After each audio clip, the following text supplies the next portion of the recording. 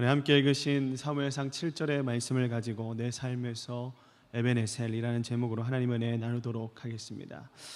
지난 사무엘상 6장에서는요, 블레셋 사람들이 그 자신들에게 재앙과도 같았던 그 언약궤가 자기 지역에 돌아다니던 것을 멈추게 하고 이스라엘로 다시 옮기는 과정에서 나는 암소 2마리를 가지고 하나님의 살아계심을 시험하려고 했던 이야기가 기록되어 있었습니다. 놀랍게도 두 암소는요, 자연의 질서와 모성의 본능을 따라 그 새끼에게로 가지 아니하고 울면서 하나님이 정하신 방향인 이스라엘로 그 언약궤를 싣고 수레를 메고 갔습니다.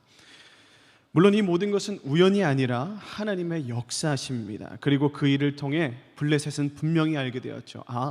여호와 하나님이 계시는구나. 여호와 하나님의 영광을 인정할 수밖에 없구나라는 것을 이 블레셋 사람들이 이 사건을 통해 알게 되었습니다. 그렇게 블레셋에서부터 이스라엘로 언약궤가 돌아오게 되었는데 약 7개월 만에 다시 이스라엘로 돌아오게 됩니다. 그리고 언약궤의 현 상태에 대한 언급과 더불어서 오늘 본문의 시작은요, 이 지금 이스라엘의 상태 또한 말해주고 있는데, 우리 함께 사무엘상 7장 함께 본문 읽었던 1절과 2절 말씀을 같이 읽어보도록 하겠습니다. 시작. 기럇 여아림 사람들이 와서 여호와의 궤를 옮겨 산에 사는 아비나답의 집에 들여놓고 그의 아들 엘리야사를 거룩하게 구별하여 여호와의 궤를 지키게 하였더니 궤가 기럇 여아림에 들어간 날부터 20년 동안 오래 있은지라 이스라엘 온 족속이 여호와를 사모하니라. 본문을 보니까요, 이스라엘의 땅이자 블레셋과의 국경지대에 위치한 이 기럇 여아림이라는 그곳에 법궤가 머무는데 그 머무는 기간이 20년 동안이라고 합니다. 아주 오랜 기간, 20년이란 이 오랜 기간 동안 머무는데요, 사실 법궤는요 20년도 더 넘게 이곳에 머물렀습니다. 지난번에 그 6장을 말씀드릴 때 여러분들과 나누었는데, 이 법궤가 언제 하나님의 성전으로 돌아옵니까? 다윗의 때에야 비로소 성전이 돌아와요. 그때까지 약 날수를 계수해 보니까 20년이 아니고 그보다 50년이 더 지난 70년이 돼야 다시 하나님이 원래 말씀하셨던 성전이라는 곳으로 돌아오게 됩니다. 아주 오랫동안 여기 있었죠.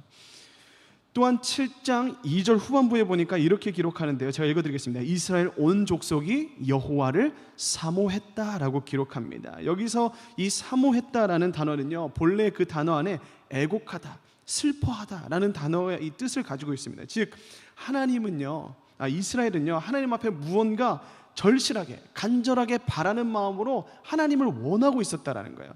이 사모했다라는 말은요, 절실하게 주님을 기다리고 바랬다라는 뜻 아니겠습니까? 이 이스라엘 안에는 뭔가, 이 여전히 법궤가 이스라엘로 돌아왔음에도 불구하고 하나님에게 뭔가 부족한 게 있음을 알고 지금 하나님을 더 구하고 있는 겁니다. 그럼 오늘 이 전반적인 이스라엘의 상태, 하나님의 궤가 기럇 여아림에서 20년 동안 머물며, 또 왜 그렇게 20년 동안 머물렀어야 했으며, 또 이스라엘 백성들은 왜 하나님 앞에 통곡하며 애곡하며 하나님을 그렇게 바라고 있었을까요? 오늘 이 부분에 대해서 여러분들과 좀 나누면서 우리가 받은 은혜를 좀 나누고자 합니다. 우리 함께 3절의 말씀, 본문 3절의 말씀을 함께 읽어보겠습니다. 3절입니다. 시작. 사무엘이 이스라엘 온 족속에게 말하여 이르되 만일 너희가 전심으로 여호와께 돌아오려거든 이방 신들과 아스다롯을 너희 중에서 제거하고 너희의 마음을 여호와께로 향하여 그만을 섬기라. 그리하면 너희를 블레셋 사람의 손에서 건져내시리라. 아멘. 보십시오. 지금 3장에서 잠깐 등장했고 또 4장부터 6장에서 언급을 하지 않던 그 사무엘이 지금 다시 이 7장에 들어서 등장하기 시작합니다. 그리고 사무엘은 이 이스라엘에 처한 모든 상황을 이해시킬 만한 어떤 선포를 지금 함께 읽으신 3절에서 지금 하고 있는 겁니다. 함께 읽으신 이 3절의 전체적인 분위기를 미루어 보면요, 이스라엘은 여전히 누구의 영향권 안에 있냐면 블레셋이라는 나라의 영향권 안에 지금 있는 것을 알 수 있습니다. 이스라엘은 블레셋의 어떤 영향력 속에 있었을까요? 그것은요, 하나님이 가장 싫어하시는 그들이 섬기는 우상을 함께 섬기고 있다라는 영향력 아래에 있었어요. 블레셋 사람들이 모시고 있는 신인 그 아스다롯이라는 신을 이스라엘이 함께 섬기고 있던 겁니다. 그들이 이스라엘이 족속이고 하나님을 섬겨야 되는 백성임에도 불구하고 블레셋의 문화를 따르며 블레셋의 신인 이 아스다롯을 섬긴다. 그러면서 동시에 하나님을 또 믿지 않았던 건 아니에요.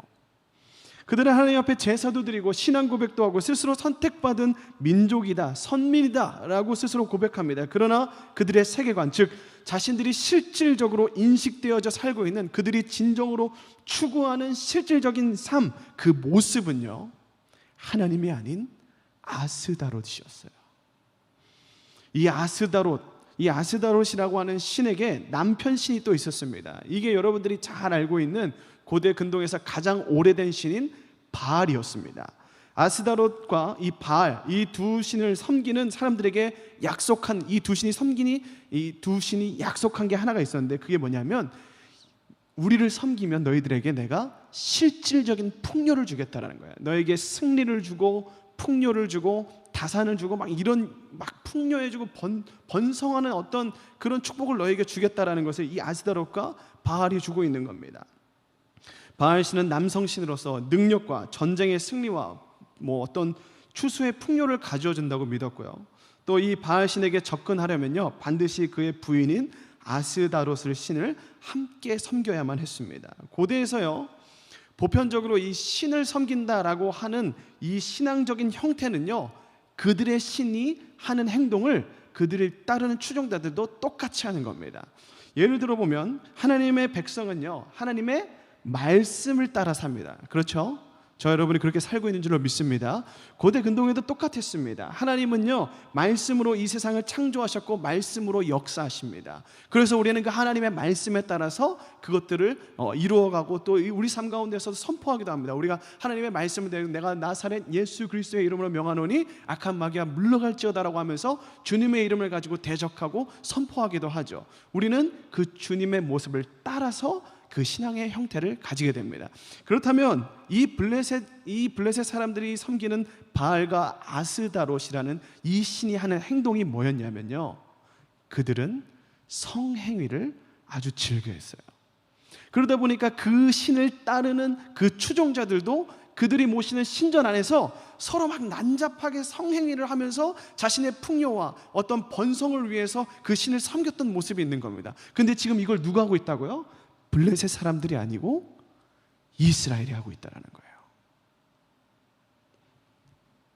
풍요와 승리의 상징인 그들을 따라해야만 자신의 삶에 그러한 신들의 영향력이 흘러온다라고 믿었기 때문에 지금 이스라엘은 그런 우상을 하나님과 겸해서 따르고 섬기고 있었습니다.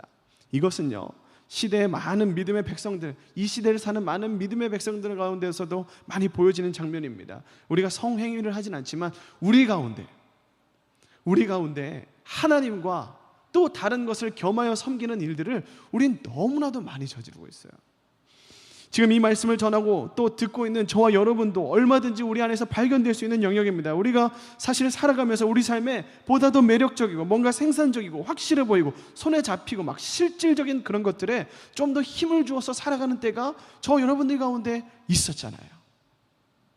그게 하나님이 아니라고 하나님이 말씀한 것이 아님에도 불구하고 당장 앞에 보이는 그 이득과 어떤 풍요로움을 가져올 것 같은 그런 것들에 우리가 행동했던 적이 다 한 번쯤은 있었을 겁니다. 그러면서도 우리는 고백합니다. 내가 하나님을 믿는다고, 난 하나님을 섬긴다고, 예배도 드리고 헌금도 드리고 봉사도 열심히 합니다. 그런데 우리의 실질적인 삶의 현장 속으로 들어가면 직장에서 가정에서 나의 꿈이나 어떤 혼인 그리고 가장 중요한 우리 삶의 굵직한 문제들 가운데 선택의 기로들 가운데 우리는 하나님의 음성보다 우리의 경험이나 세상에서 많이 말하는 이렇게 해야지 라고 하는 그 있어 보이는 그렇게 해야만 될 것 같은 것들을 우리는 많이 결정하고 가치를 거기다 둘 때가 너무 많다는 거예요. 이것이 지금 블레셋의 영향력에서 벗어나지 못하고 있는 여전히 영적으로 신음하고 있는 이스라엘 백성들이 겪고 있는 상태였습니다. 이 상태가 깊어지면 깊어질수록 하나님을 향한 어떤 사모함과 애통함이 더욱 커졌던 겁니다. 왜? 그런 것들을 해도 그런 것들이 내 마음에 진짜 실질적인 풍요를 갖다 주지 못하기 때문에 그러죠. 여러분, 많은 것들을 얻어보십시오. 물질적으로 어떤 행복이라고 말하는, 세상의 행복이라고 말하는 것들을 계속적으로 얻어보십시오. 그것으로 만족하는 사람을 보신 적이 있습니까? 돈을 얻으면 더 많은 돈을 얻기 위해 노력합니다. 여유를 가지려면, 잠을 자면, 저는 진짜 잠을 진짜 좋아하거든요. 쉬는 날에 너무 많이 자요. 저희 아내가 그렇게 말합니다. 잠을 낳고, 잠은 잠을 낳고, 잠은 잠을 낳으니 잠은 잠을 낳았더라. 잠을 막 제가 뭐 세상적으로 좋아 보이는 거, 진짜 하나님 안에서 안식인 다른 것들을 막 구하면 그걸로 만족이 올 것 같은데 그렇지 않다는 거예요. 그럼 우리 안에 우리 영혼이 막 울기 시작합니다. 뭘 바라면서? 실질적인 안식을 바라면서. 그건 누구만 줄 수 있습니까? 하나님만 줄 수 있는 거예요. 지금 이스라엘 백성이 그런 상태인 겁니다. 3절에서 말하면 여호와를 사모하였더라. 여호와를 향해 애통하고 여호와를 향해서 내가 주님이 필요합니다라고 고백하는 이 영적인 상태를 지금 이스라엘이 겪고 있는 겁니다. 이 상태를 여러분 잘 기억하시면서 오늘 본문을 계속 보시면 좋을 것 같아요. 사무엘이요, 이스라엘 백성들을 향해서 하나님 앞에 온전한 회개를 촉구하기 시작했습니다. 이 촉구에 응한 이스라엘 백성들은요, 하나님 앞에 회개하며 주님께 돌아오기 시작하는데 영적 각성이 막 일어나기 시작합니다. 사무엘서가요 시작되면서 1장부터 3장까지 어떤 한나와 그 사무엘의 이야기가 시작되고 4장부터 6장까지는 그들의 이야기는 나오지 않고 오직 언약궤의 이야기만 나와요. 이 이스라엘 백성들이 블레셋과 전투해서 언약궤가 블레셋에 빼앗기고 그 언약궤가 블레셋 지역에서 막 돌아다니면서 하나님의 역사하심, 하나님의 살아계심을 블레셋 온 지역에서 하나님의 영광을 스스로 보이는 것들이 이 4장부터 6장에 쭉 이어지다가 오늘 다시 7장에 들어서 사무엘의 이야기가 등장합니다. 성경은 사무엘서인데 왜 3장이나 되는, 3장이 되는 이 많은 장수를 언약궤에다가 성경은 투자했을까요? 이스라엘 백성들에게 있어서 이 언약궤라는 것, 그리고 그 언약궤를 모시는 이스라엘의 태도와 인식, 그들이 가지고 있는 삶의 가치관, 이런 것들은요 이스라엘 공동체의 영적 상태를 가장 잘 알려주는 중요한 요소가 되기 때문에 무려 3장이나 되는 성경의 분량을 할애하면서까지 이 언약궤에 대해서 기록한 겁니다. 여호수아의 마지막 설교를 통해서요 온 이스라엘 백성들이 약속하고 고백했습니다. 나와 내 집은 오직 여호와만을 섬기겠다. 너희도 이제 선택해라. 이방의 신, 너희가 알고 있던 그 많은 신들을 선택할 거냐, 아니면 나와 같이 여호와를 선택하겠느냐. 이스라엘이 이때 뭐라고 고백합니까? 나도 여호수아 당신과 같이 하겠습니다. 우리 집도 당신의 집과 같이 여호와만 섬기겠습니다 라고 고백했습니다. 그런데 그들에게 찾아온 사사기 시대, 그리고 사무엘 시대까지 이어지는 이 영적 암흑기, 사무엘 기자는요 지금 이스라엘 공동체가 가진 하나님을 향한 인식과 어떤 신앙의 상태를, 언약궤를 대하는 이스라엘을 그 상태를 보여주면서 그들의 상태가 너무 안 좋다라는 것을 지금 적나라하게 보여주고 있는 거예요. 하나님의 궤가 이스라엘로 돌아왔는데 그 이스라엘 백성 가운데 어디 있어야 되는지 그들이 몰랐을까요? 왜 귀한 여야림에 20년 동안이나 가만히 방치해 두었을까요? 그것은 사실 그들이 그렇게 목숨과도 여기던 그 하나님과 같이 다루던 물건이 아니었습니까? 그런데 이들은요 이 언약궤가 돌아왔음에도 이 언약궤에는 관심이 없습니다. 어디에 방치되어 있는지, 어디에 보관되어 있는지. 이 이후에 사무엘이 하나님과 그 이스라엘 백성들의 엄청난 아우성 때문에 사울이란 왕을 세우지 않습니까? 사울이란 왕이 세워졌음에도 불구하고 이 왕이 있는 때에도 언약궤, 하나님을 상징하는 이 언약궤를 모시지 않아요. 사울이 지나고 나서 다윗의 때나 돼야 이 언약궤가 하나님께로 돌아옵니다. 그들이 지금 하나님을 어떻게 여기고 있는 겁니까? 자신의 소원을 이루어주는 부족과도 같이, 아니면 어떤 신앙적 자판기와 같이 띵 누르면 하나님 이거 주세요, 띵 누르면 뭔가 음료수가 투두둑 나오듯이 그런 정도로 하나님을 여기고 있는 거예요. 하나님 그 자체와 그 본질에는 전혀 관심이 없고 그저 그 하나님을 통해 누릴 내 영광, 내 안위, 내 평화, 내 평안만 관심을 가지고 있는 이스라엘의 상태, 그렇게 승리의 부적이었던 언약궤가 블레셋에 빼앗겨 7개월 동안 돌아다니며 블레셋 온 지역을 초토화시키면서 하나님이 살아계심을 보여주면서 이스라엘로 다시 돌아왔건만, 그럼에도 불구하고 이스라엘은 여전히 영적인 단잠에서 깨어나지 못하고 있습니다. 무려 20년 동안 귀한 여호야림의 언약궤를 방치해 두었고 여전히 그들이 하나님과 동시에 섬기던 블레셋의 아스다롯과 바알, 그들을 우상을 따르고 있던 거예요. 그런 이스라엘에게 사무엘이 가장 먼저 선포한 것이 우상을 제거하라는 말씀입니다. 그러니까 7장 4절의 말씀을 함께 읽도록 하겠습니다. 7장 4절의 말씀입니다. 시작. 이에 이스라엘 자손이 바알들과 아스다롯을 제거하고 여호와만 섬기니라. 사무엘의 처방을 들은 이 이스라엘은요, 그 즉시로 회개하며 하나님께로 돌아옵니다. 여러분, 회개는요 하나님께로 돌아오는 것을 말합니다. 하나님이 아닌 다른 방향으로 하게 했던 우리의 그 방향을 다시 하나님께로 돌리는 것을 회개라고 합니다. 즉 회개는 하나님과의 관계 회복을 말해요. 이스라엘에게 있어서 이 회개의 첫걸음은 우상을 제거하는 일이었습니다. 그리고 나서 사무엘은 온 이스라엘 백성들을 미스바로 집합시킵니다. 소집합니다. 그곳에서 사무엘은 두 가지를 명령하는데, 사무엘상 7장 5절에서 6절 말씀을 우리 함께 읽어보겠습니다. 5절과 6절입니다. 시작. 사무엘이 이르되 온 이스라엘은 미스바로 모이라. 내가 너희를 위하여 여호와께 기도하리라 하매 그들이 미스바에 모여 물을 길어 여호와 앞에 붓고 그날 종일 금식하고 거기에서 이르되 우리가 여호와께 범죄하였나이다 하니라. 사무엘이 미스바에서 이스라엘 자손을 다스리니라.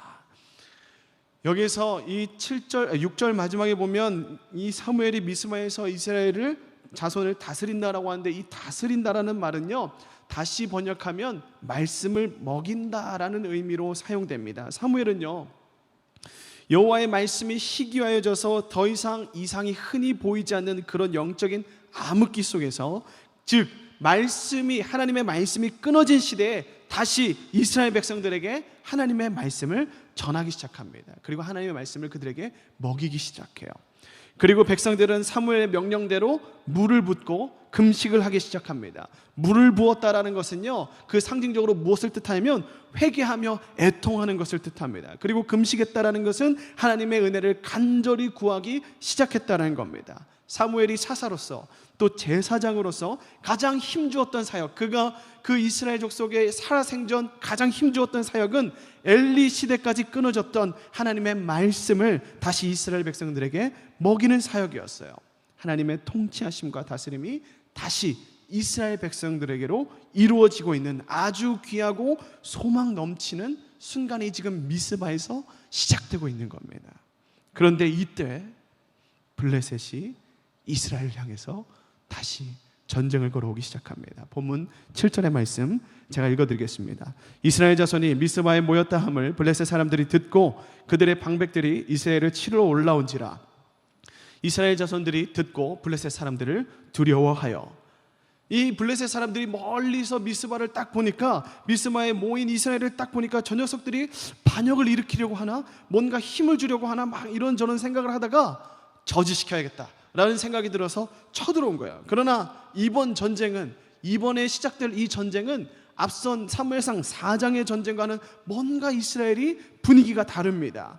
앞서 패배한 전쟁에서는요, 하나님께 뭔가를 물어보거나 하나님의 힘을 빌어서 어떻게 하기보다는 자신들의 생각과 경험을 비루어서 행동했습니다. 그래서 언약궤를 가지고 오면 이길 거다라는 판단으로 언약궤를 가져왔는데 아주 망해버렸죠. 아주 참패를 당합니다. 그런데 오늘 이 7장에 이르러서 어떤 자세로 이스라엘이 이 전쟁에 임하는지 한번 보십시오. 8절의 말씀인데 우리 함께 읽어보겠습니다. 8절입니다.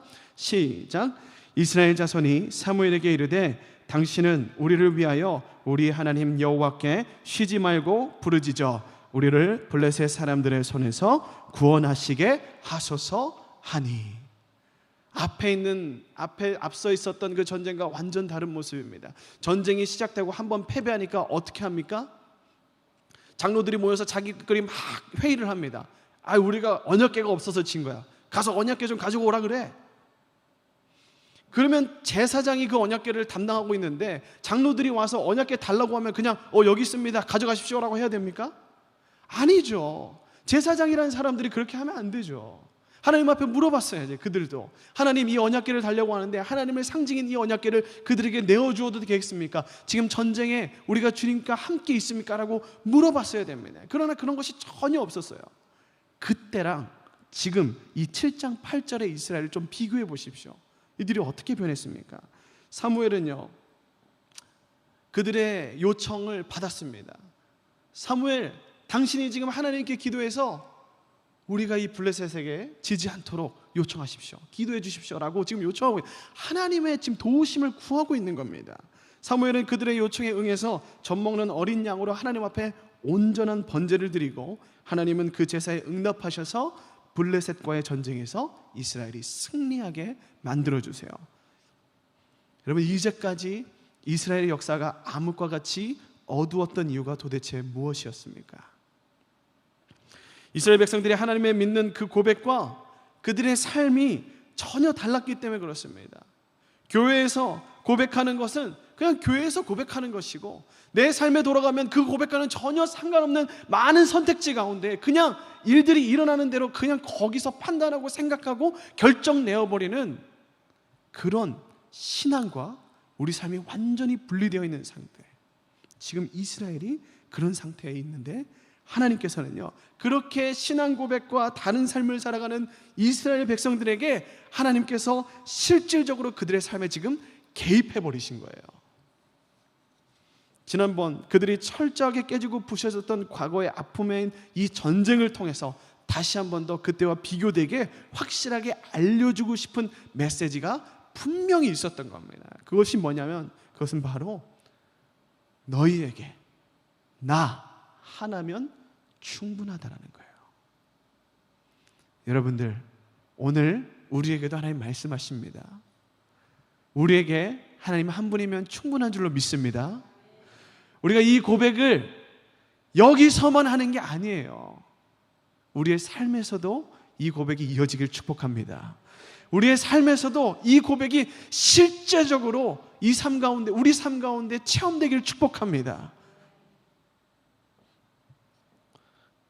우리의 입술의 고백은 하나님이 다 하신다라고 말하지만, 그렇게 고백하지만 뒤에서 우리는 나름 계산하고 우리의 주판을, 우리의 계산기를 막 두들기면서 이렇게 하면 되지, 이렇게 하잖아요.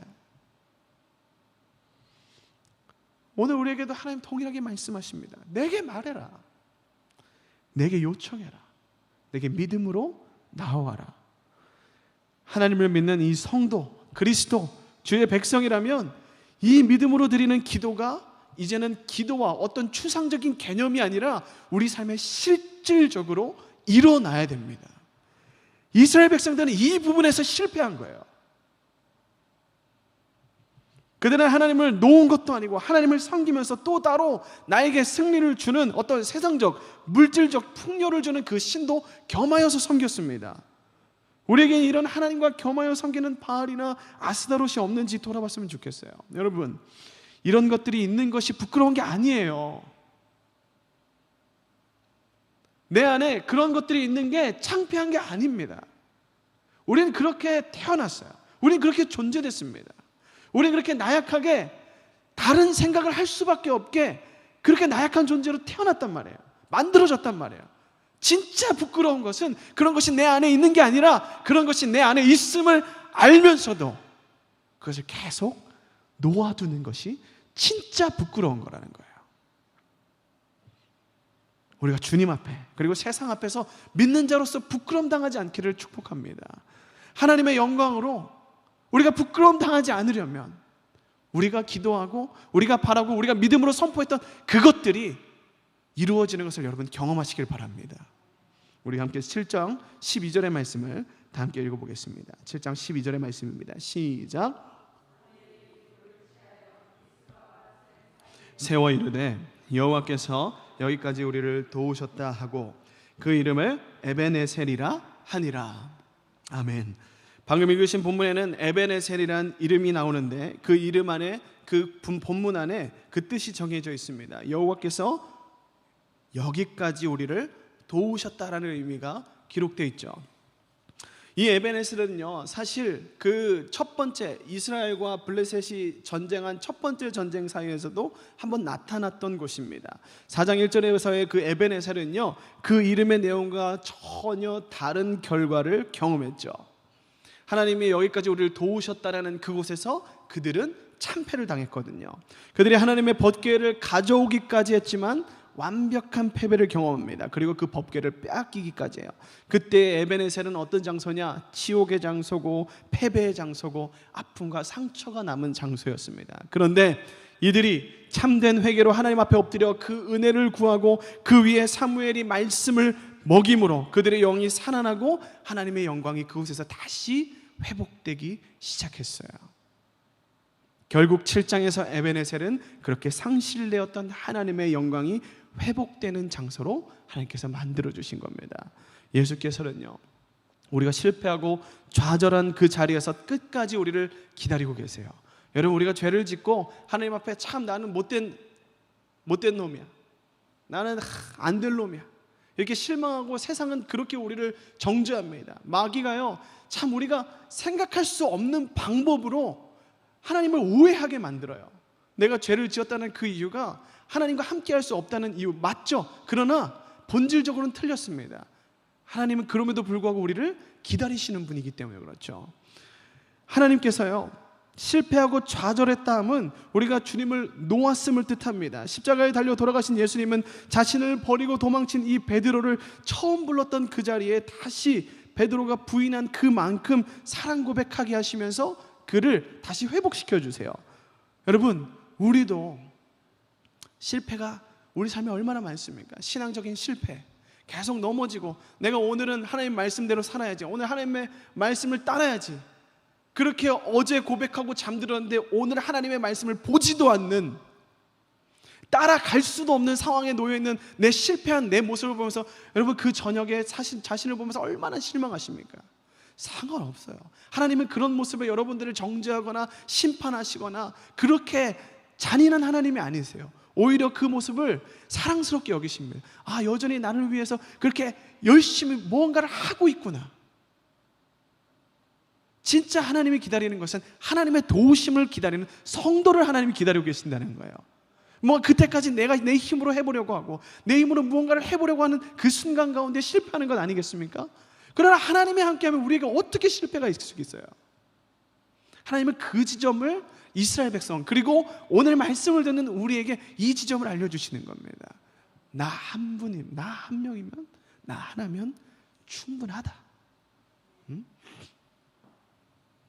바라기는요, 우리 인생길에서 예수 그리스도를 놓쳐버린 그 자리에서 기다리시는 그 주님을 다시 만나는 영광스러운 날이 오늘이 되길 축복합니다. 그리고 오늘의 본문 이스라엘처럼 에벤에셀의 기념비가 내 마음 가운데 세워지는 큰 은혜가 있기를 다시 한 번 더 주님의 이름으로 축복합니다. 우리 마지막으로 7장 15절에서 17절의 말씀을 함께 읽고 우리 말씀을 마무리하도록 하겠습니다. 함께 읽겠습니다. 시작. 사무엘이 산날 동안에 이스라엘을 다스렸으되 해마다 베델과 길갈과 미스바로 순회하여 그 모든 곳에서 이스라엘을 다스렸고 라마로 돌아왔으니 이는 거기에 자기 집이 있음이니라. 거기서도 이스라엘을 다스렸으며 또 거기에 여호와를 위하여 제단을 쌓았더라. 여러분, 이 15절 6절 17절까지 이 세 구절에 반복되는 단어가 있습니다. 그것은 바로 다스린다라는 단어예요. 다스렸으되, 다스렸고 다스렸으며. 사무엘이 사는 날 동안 이스라엘을 다스렸다 하면 앞서 말씀드린 것 같이 그들에게 하나님의 말씀을 지속적으로 먹이고 가르쳤음을 뜻합니다. 미스바 광장 속에서 일어난 이 영적 각성의 핵심 요소를 한번 확인해 보시기 바랍니다. 가장 먼저는 그들에게 하나님의 말씀이 선포되었고 그 다음에 그들은 하나님의 말씀으로 인해서 진정한 회개가 있었습니다. 그들은 그 안에 있던 많은 우상들을 제하여 버렸고 아낌없이 하나님을 위해서 그 모든 것들을 쏟아 부었어요. 오직 말씀으로 우리는 내 삶의 에벤에셀을 경험할 수 있습니다. 우리 평생에 이 말씀으로 날마다 회복의 역사를 경험하는 귀한 주님의 자녀들의 되시기를 주님의 이름으로 축복합니다. 함께 기도하겠습니다.